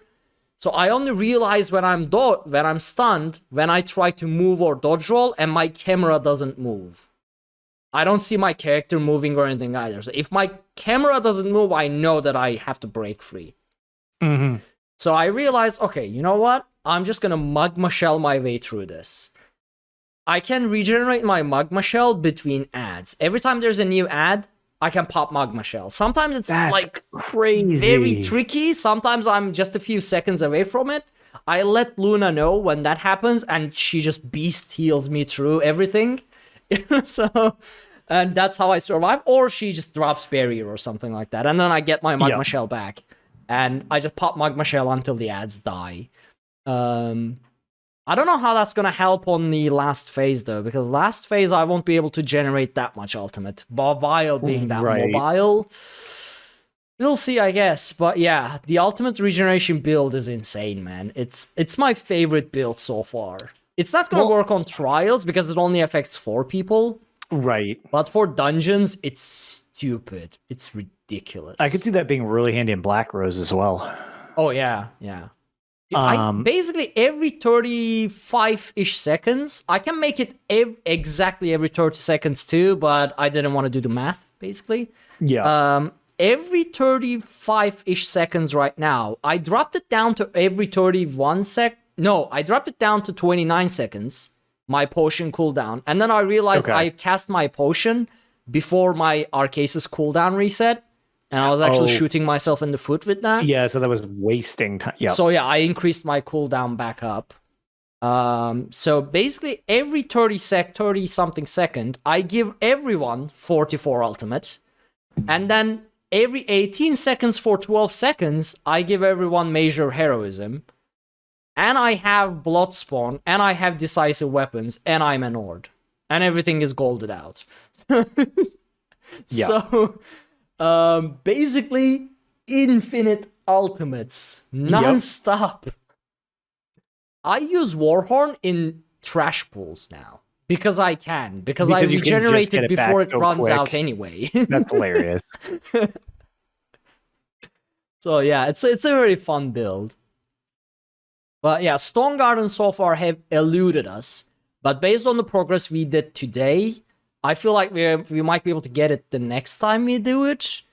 Especially if we start a little bit early, like before everyone is tired, basically. Because we play in the late evenings and everyone is tired by the time we are halfway into our hard mode run. So yeah. No, you'll probably get it next time. The first time we ran into Ultimate, we were kind of like, oh, okay, what do we do? Because we literally didn't know because we were doing it blind. And we were like, what is happening? This is, my older group that we were with. And we were like, what do we do? Like, and we weren't really piecing it together. So we gave up. We could, we couldn't figure out what the hell we were doing in Ultimate. And then, we kind of researched a little bit because it was like, all right, what are we supposed to do? Because it takes forever. I said so many Ultimates while I was explaining my build that you are now calling the hard mode Ultimate. I just realized that. Yeah, I realized I was calling the hard mode Ultimate. I embedded my Ultimates into Lotus's brain. Damn it. Yeah, so when we were doing that hard mode, we took a break, whatever, ended for the night. And we looked up what we were doing, do some research, and we're like, oh, okay, so we need to pull the pin, and then we need to just keep running, because that was our thing. We're like, when do we attack the boss? And we went back in. The second time we did it, that's when we got it for the first time, was when we went back. But the real trick was it took us forever to get to execute, and then we couldn't figure out execute. Once we figured out execute, we went back and we got it with little issue the following time. Yeah. It was just figuring what the hell you were doing in execute. So yeah, that's pretty much about it. I've been doing a lot of random dailies on multiple characters. So random dungeon, random battleground, switch character. On 3 characters basically that are level 50 to get experience my transmitters. I think I'm at something like 1170-ish champion points now, so that's nice. I still need to grind another couple hundred like fast, but it works out for now. And that's pretty much about it. I mean, I haven't been doing much else lately. I got hooked on Star Citizen, so I've been playing some Star Citizen. That'll happen. And yeah, pretty much that. I broke 5 million gold. For the first time ever in ESO, I have over 5 million gold, just over 5 million, like 5 million and a change. And I'm saving that for Blackwood because I'm instantly buying that house in Leuven, And nice. I am farming those Leyaviin motifs, Leyaviin furnishing plans, and buying the ones I want outright. So a lot of those 5 million will be immediately gone when I get into housing with the Blackwood chapter. So yeah. That's about it, Lotus. Very nice. What about you? You have some good and bad and very bad tales. I have good, not so well, almost good, and then just straight up rage-inducing. So yesterday, for some reason, my team wasn't around. So like nobody wanted. So like my achievement team wasn't around. I had my normal trial, so I could only do so much or whatever. So I was like, you know what I think? So I think I feel like playing something I haven't done in a while. Let me mess with Battlegrounds. Like maybe I could try out my new build. My new build being the Scum build that everybody hates currently, which is, for anybody who doesn't know the Scum build, it is 5 pieces of Crimson, 5 pieces of Unleashed, and you use Baylorg. I believe Crimson it's Unleashed. Hold on. ESO Unleashed Terror. I need to see what this does. Yeah. So both of those are from Castle Thorn. So when you deal direct damage with a charged leap, yes. Yes. The free bleed damage if you are a Dragon Knight, because just spam X whatever chains and get your magicka refunded, but keep applying bleed. You could do that. Or you could be the worst person ever and reminding myself that I need to keep my DMs closed when I play Battlegrounds because, oh boy, are people not happy about my existence.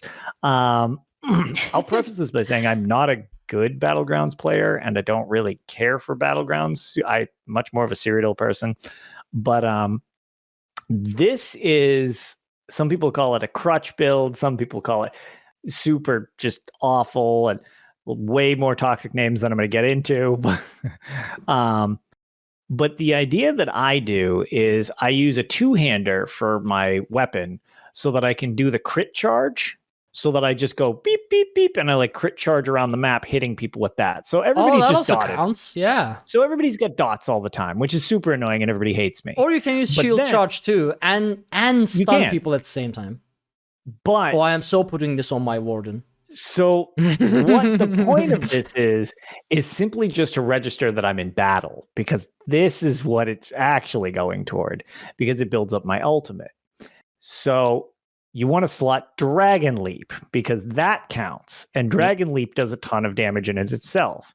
Dragon Leap is also cheap. But then you match that with Baylorg, which gives you penetration and weapon damage based on how much ultimate you spend. Yep. So you crank that baby up all match until you're at 500 ultimate and you leap into a group and suddenly everybody has 67,000 bleed damage on them in the entire group and they all just flop over dead or limping away. Wait. That is a stupidly good idea. Yeah, it is. And like I said, over. I'm logging into ESO. I gotta on Castle Thorn again. So you do those, and then because of Crimson, you've got your blood aura around you. Well, because everybody then is going to attack the lunatic who just jumped in the middle. You're sucking all the blood out of them, so that you're going to do that explosion damage plus heal yourself. It gives you time to then try to scoot back out if at all possible. The thing is, everyone hates this because it's obnoxious, doesn't even really require you to do anything except get a line of sight for a half a second. That's it. So then you just dot everybody up. Well, my goal has been to get a quad kill because I don't have that achievement. And Delta and a bunch of other people like to mock me because on my streams, they all have it. And they just walk around with the Merciless title, which I don't have. And I have so many achievements. There's even I like have it, and I only played as a tank in Battlegrounds. That's the thing. Everybody, There was a match. I think I still have the picture. I got 5 triple kills and I still didn't get a quad. I was like, what is going on? I can't get a quad. So last night I managed to, I was sliding around doing that. And the one, I don't remember what it's called, but it's like the snow map where it's got like the big Malakath statue and it's got like the snow cover comes in. It's like, it's in Hrothgar somewhere, but it's got like the big snow cover that blows in. It makes it really hard to see on the map when you're up on like those castle catwalks everywhere. Mm-hmm. I dove in while both other teams were fighting, and so was mine. Everybody got dotted and everybody started running. So then while they were dotted, I started crit charging at everybody. One person literally panicked so much because of the bleed, they fell off the level. They just ran straight off the cliff.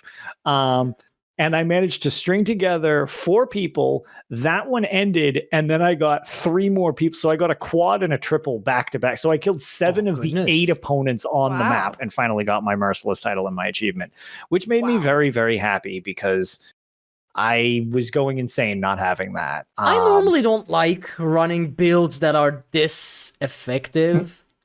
But at the same time, man. I absolutely despise Nightblades that constantly go invisible and sorcerers that constantly bolt escape. Yes. I will shamelessly use this build. So yes, so one of my favorite things about this build, because I share your sentiment. The Sorc streaking is frustrating. I loathe Nightblades. And it's not even just specifically the concept of Nightblades.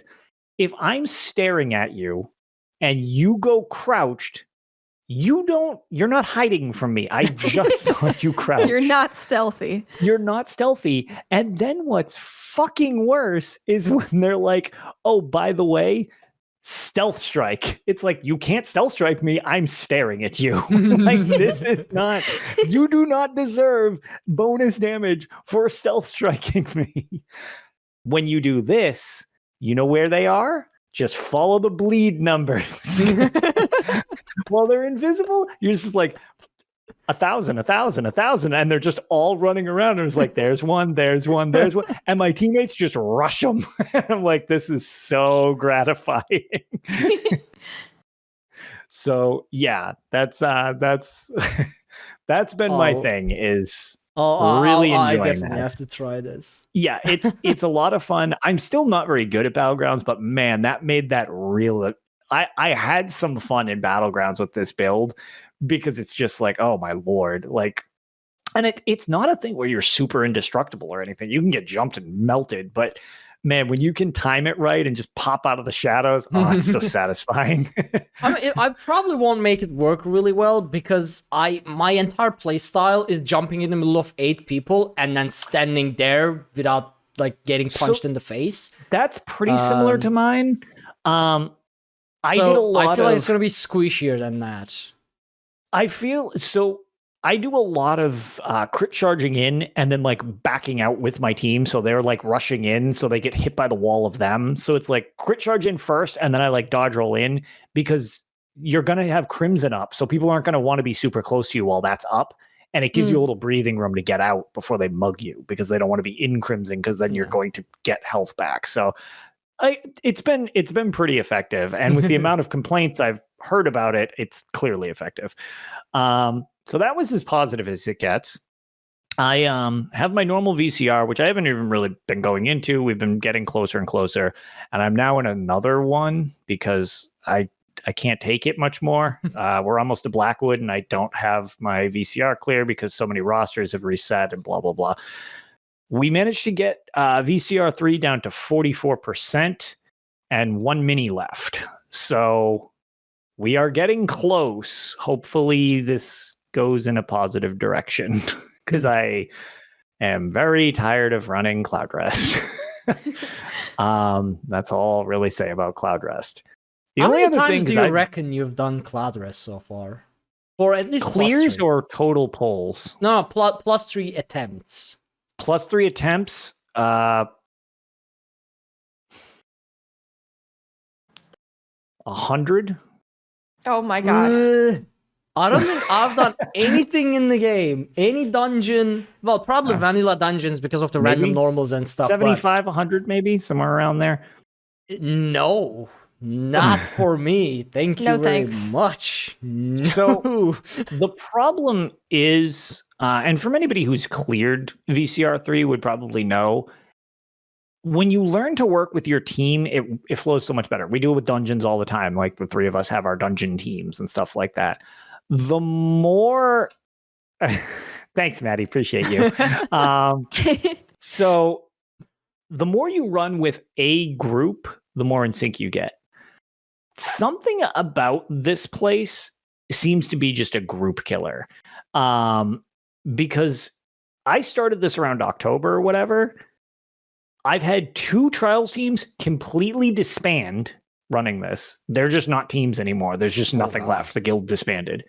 And I've had my main team that I've been with have so many people quit either the game or just running this trial. They'll do other things. They just won't go into Cloud Rest anymore. They're like, no, I'm done. We've had 6 full roster shifts of players. Oh my god. Oh, wow. So it's a mix of it. Yes, it's challenging. It is difficult. And I don't want to make it sound like it's not. It should not be this difficult. This is partly a team balance problem. And, whatever. I'll just continue to run with people until I get my clear. But like, when you have 6 or 7 people on your trials team out of 12 stop running and all need permanent replacements, pretty much, you have 5 people who know how they play and 7 new people. You are not at the same place that previous group was. And the people who have been filling in, a lot of times aren't like, oh, I've got a Griffin heart. Hold on, I'll show you how this works. It's, so what's a VCR? It's like, God damn it. Like, not like this. Yeah, which that's fine. You got to learn somewhere. But like, if we get to +3, we lose half the roster. We're not at +3 anymore. We're back to like +1. So we need to get them used to that to then go back into +3.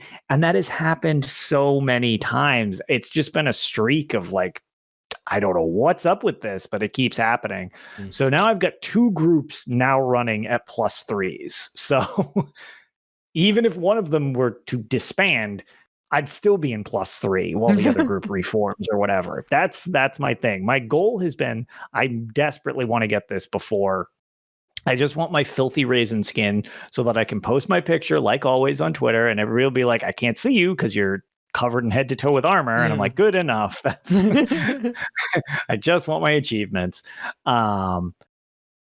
So yeah, fingers crossed that I actually get that. The goal is to get it before Blackwood, because like if I start something in October and I can't clear it by like the next chapter, that's going to be a little soul crushing, because I don't like the mini boss trials, and I have been living in this one. It's very tiresome. But the final thing that I did, because I wasn't able to play as much as you all this time, it seems like, was I had mentioned being super close to getting the trifecta in Vetfang Lair, where we were going to get No Bone Left Unbroken. And our team that has just been like running through these trifectas, holy crap with this place. Speaking of unlucky, it's starting to become a joke of how unlucky we are in this place. We have been sub 10% 5 or 6 times, and then a wall will just clip somebody randomly. It'll just, and we've gotten really good at it. There was another one where I believe we had like slightly over 100,000 hit points. Like we were done. I mean, at that level of DPS, that's only a second and a half. Like, yes. And as this happens, we dodge the walls, and the Goliath uppercuts at me. And as he swings, his character model does a weird 180 and hits the DPS for some reason. Oh no! Wasn't dodging because I still had like 6 seconds of aggro left, so I don't know what he decided to do, but rip him. The most tragic one because it was my fault that we didn't get it. So I'm just like, well, I hate this because I fucked this up. Was we dodged the walls. We're getting whatever. We're right in the middle. We're almost done. It was super low percentage again. And one of the ads throws one of those stupid slowing daggers at you that kind of puts the swirlies around your feet. And I'm like, damn it. So like I break the CC and I take one step and I CC again. And I try to break the CC and nope. I cannot move. I cannot break the CC, and I get to slowly watch a wall come and squish me because I cannot move. Well, I don't know why I could not move. How long have you guys been trying at that point, in that session specifically? That was I don't know, probably like 2 hours. Like maybe an hour and a half, 2 hours. We never run it for that long. Like we've done this on 3 separate nights, probably a total of 6 hours total. Okay, 5.5 hours. I was going to say, if it was so much longer than longer any other trifecta we've tried. If it was longer, I was going to say something in Elder Scrolls Online's dungeons start breaking over time. So if you stay in there for long enough, things start acting really crazy in very weird ways. Like I don't know why and what happens based on time in there, but if you throw yourself at it enough times, things just start acting weird. Yeah, so I don't know what that was. Like the thing that throws me off about it, and I was so like flustered, we just moved on. That was the end of that for the night, where I was just like, because that again. Also, wait, that wouldn't count for you because you were doing trifecta, so you were restarting the dungeon every time, right? Yes, we have to restart from scratch every single time. So yeah. I mean total play session time. Yeah, everyone has to be a fresh run. Yeah, if there's any death, you have to redo it. So it was super at the end. That was beyond frustrating. I felt that one like kind of broke people's spirits on that one. Because again, that was like, okay, all I needed. And the worst part was I basically called out that I'm about to die and there's nothing I can do to stop it. So I'm like, I don't know how to help you guys. I'm just going to die. Accept the deaths. Yeah, because it's like I can't walk. So the only thing that threw me off, because again, sometimes it's like, I don't know, like I didn't save the clip, which was stupid, but I was so irritated. I just kind of like logged out at that point, because that was one of the few times where I actually was mad at a video game, like legitimately. And I was like, yeah, no, we're done. Like, we're done here. I wish I had saved it, because I was thinking like, oh crap, maybe my stamina was out, like, and I didn't realize it, so I couldn't break free. But then it dawned on me, I have a 2-second immunity to CC and snares after breaking one. So it was technically impossible for me to be snared again. I don't know what happened. I have no idea, but it was infuriating and I was so mad. Yeah, it's those times where it's just like, yeah, let's take a break, you know? Yeah, so I was like, I'm legitimately not having fun as of right now. And everybody's like, that's fine. I don't really want to play anymore. So we have been so ridiculously ultra close so many times. We just got to get the run where it works, but we just need some more time to run it. So it was man, that place is, I am real sick of Fang Lair. I used to like that dungeon. Man, when you need to do that dungeon from beginning to end, and the only part you're even remotely concerned about is the last part of the last fight, is like, whoa, this is giving me flashbacks to when I was trying to get the shield of Ulfnor's favor, and I ran normal Fanglair, the most boring way you could do Fanglair. That's over 50 times. Oh my god! And then I didn't even use the set because it proved useless. I know. Oh no! The only thing about it, which I don't know what our best run is, but one of the times I've made reference. You weren't here last time. I had mentioned last time that we had that thing where I had told you guys when we did the achievement for minimal animosity, where it broke. You can only break one of the crystals for an achievement. Oh yeah.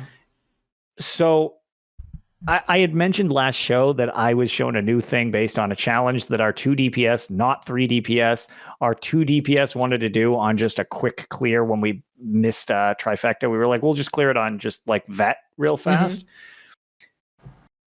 They burnt the 4 million health before he could even actually spawn a single wall.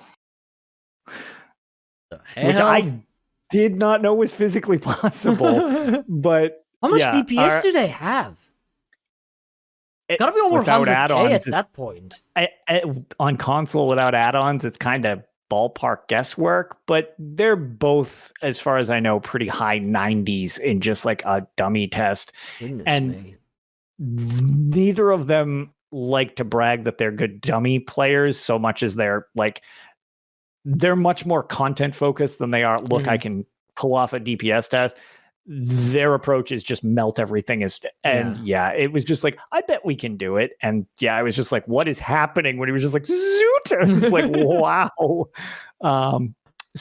That was pretty impressive. So like, that's been the thing. It's like, we don't need to hold it that long. It's just, while everything's happening and you've got the ghost walls, it's just, oh my God, the RNG of those ghost walls and a new level of things, which, in closing, I don't like RNG, and I love Scalecaller Peak and Fang Lair as dungeons, but the reliance on kind of a random element to both of those has made me not quite as remembering them fondly, because other than the walls are random, the holes in the walls are random, but that's fine. You just got to keep your head on a swivel.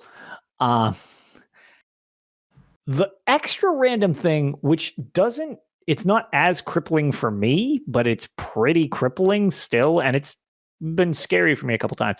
The safety circles, like it puts those gold auras down. Yeah.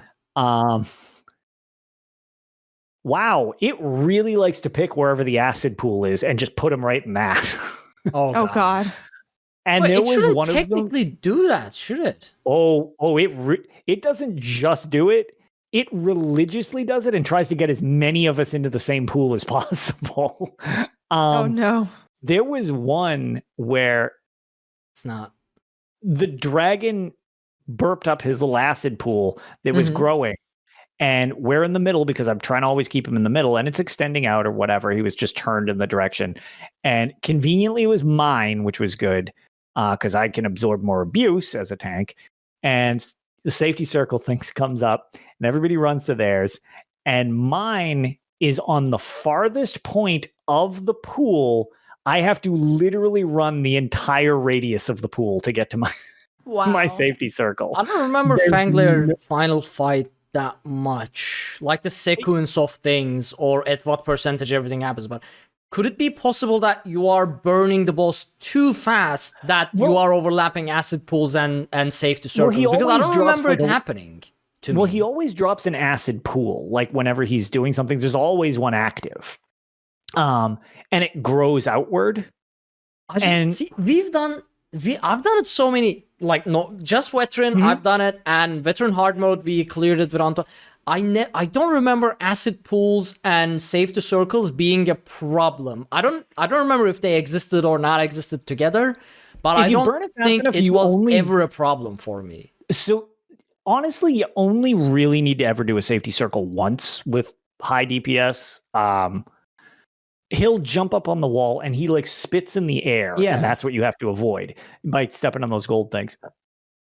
Whatever the big problem is, those safety circles, it places ballpark one in each corner of the map.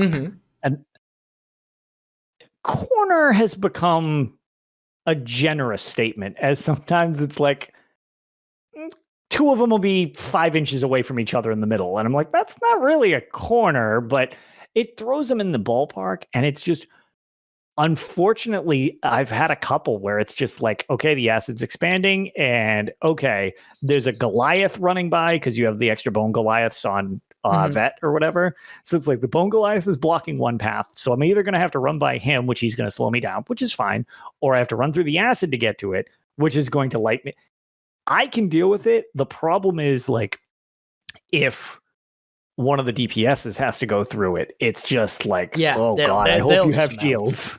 Yeah, they'll get deleted, exactly. And I don't know though, like I legit don't remember the safety circle positions being a problem with the acid at all. Yeah, so to be fair, from what you said earlier, I feel like you guys just melt the boss so fast. You overlap acid mechanic and the boss jumping onto where it jumps up and shoots the things.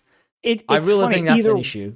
Maybe, but the other thing is too, which is funny because it's actually only it's caused a lot of concern, but usually it doesn't kill anybody. The only time it did, which was really funny, and we're never living him down, and I know he listens to the podcast, but Neo, we've been ripping on him for being a thief because one of our runs, when we were getting started, we were running toward the things, and it spawned a circle like 5 inches from where he was, so he turned around and stepped in it, which wasn't his area of the map. We were just over that side. So the other DPS needed to figure out where his corner was to try to get his in time. And he was like, no, you took mine. And he was like, take mine, take mine, take mine. And there's just this lake of acid between them. Oh, no. And he was like, okay. Equal trade. I don't know what the problem is. And he like Stork Street like into the acid and was just like, goodbye.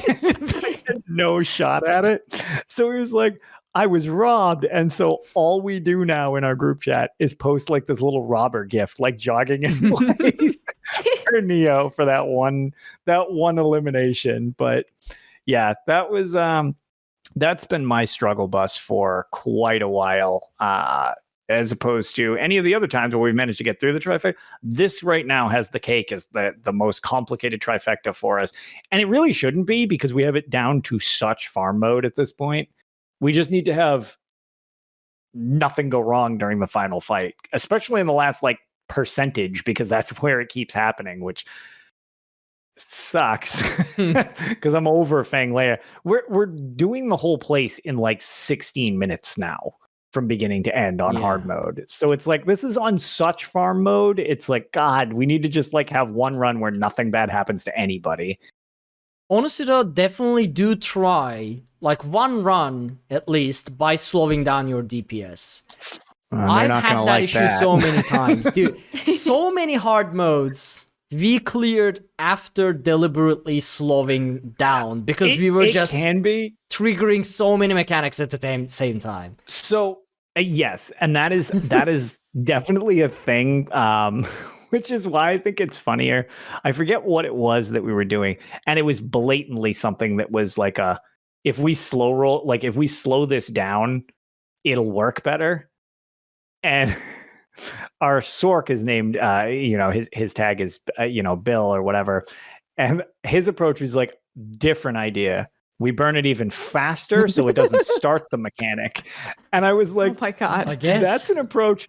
It worked. They literally burnt it faster. And we were like, well, it never even started the mechanic. He's like, hey, if it never starts, you can't do it wrong. I was like, that is an approach. But yeah, so those have been my tragedies for the past week or two. There's one thing I want to mention. I mean, for the past few weeks, you've been having, unlucky times in dungeons and trials in general, suffering from lack of RNG, general unluckiness, bugs. Do you know when this all started, Lotus? Look back into your past and see that one moment, one thing that you did that started your streak of suffering. Look, I'm staying as an Imperial. I don't know. I mean, you betrayed being a Nord. You race changed from being a Nord. I don't like this narrative. And ever since then, you've just been suffering in ESO. And I don't know. It proves itself is all I can say. Okay, I don't like the fact that you currently have evidence to support what you're saying. You clearly need to race change to a high elf to get your RNG back. Oh dear. Okay, God. we are ending the show. God, no. Not like this. Not like this. But for real, we just hit 2 hours, and it is getting pretty early for me and pretty late for everyone else.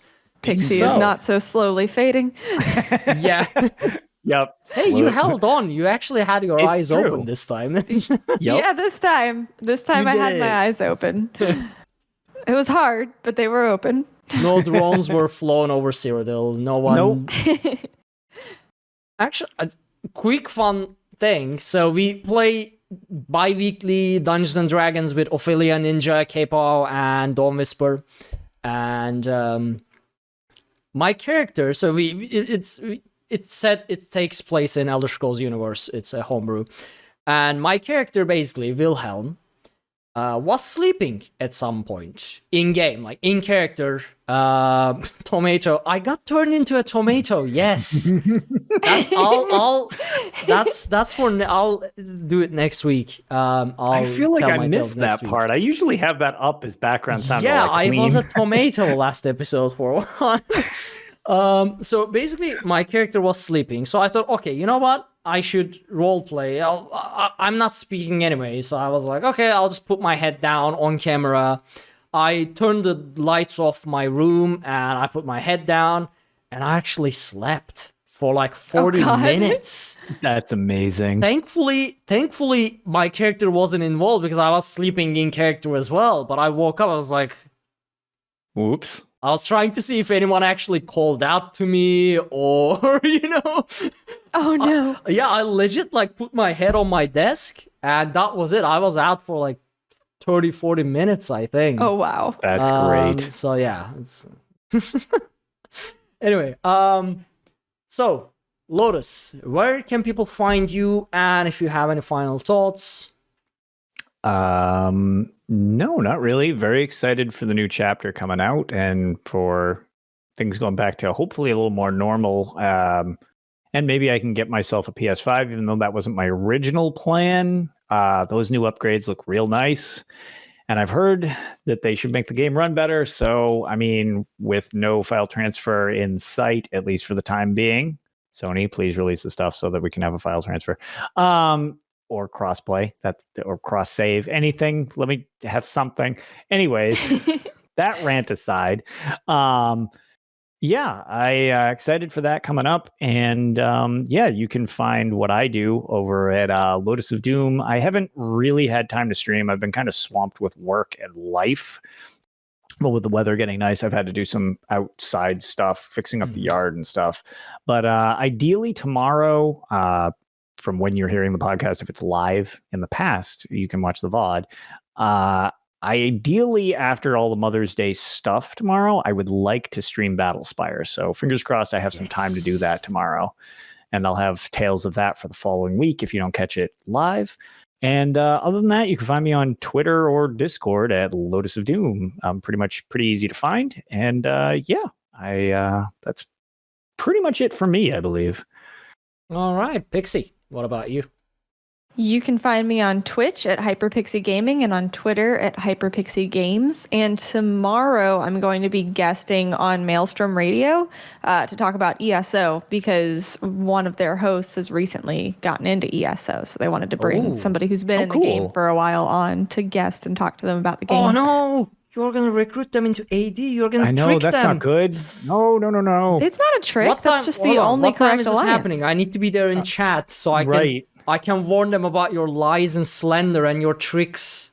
No. 8:30 p.m. Eastern at Maelstrom Radio. Ark, we're going to have to gang up on this. Yeah, we need to go there. We're going to have to correct Pixie Pact in chat.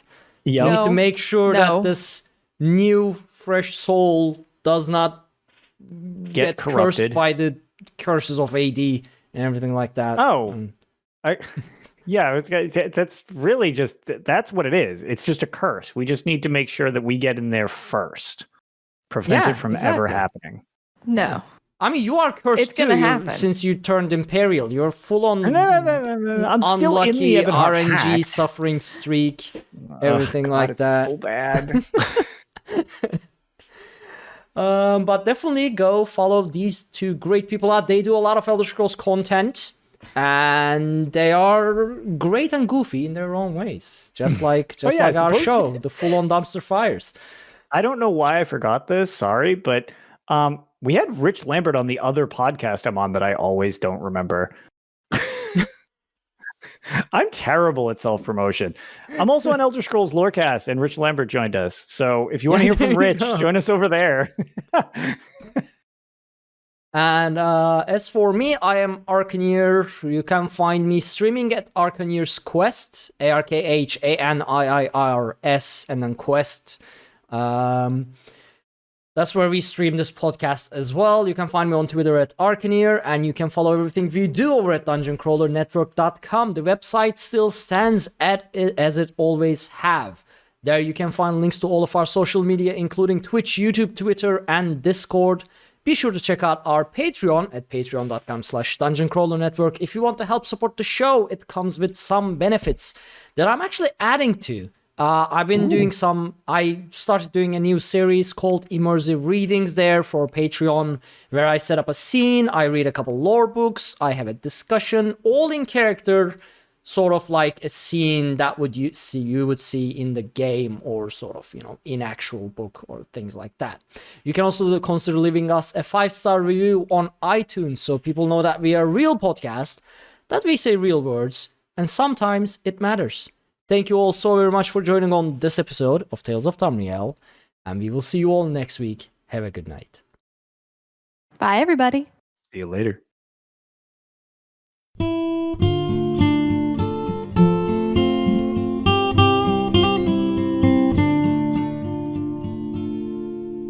When Akatosh slew Lorcan, he ripped his heart right out. He hurled it across Tamriel, and the heart was heard to shout, red diamond, the heart and soul of men. Red diamond, protect us till the end. The laughing heart sprayed blood afar, a gout on Seer it fell, and like a dart shot to its mark down in an alien well. Magicka fused the Lorcan blood to crystal red and strong. Then wild elves cut and polished it down to Chimel at a ball. Red diamond, the heart and soul of men. Red diamond, protect us till the end. When elves lost Nirn to men, Akatosh gave the stone to Saint Alesh in token of her right to sit the throne. Red diamond, the heart and soul of men. Red diamond, protect us till the end. Red diamond, protect us till the end.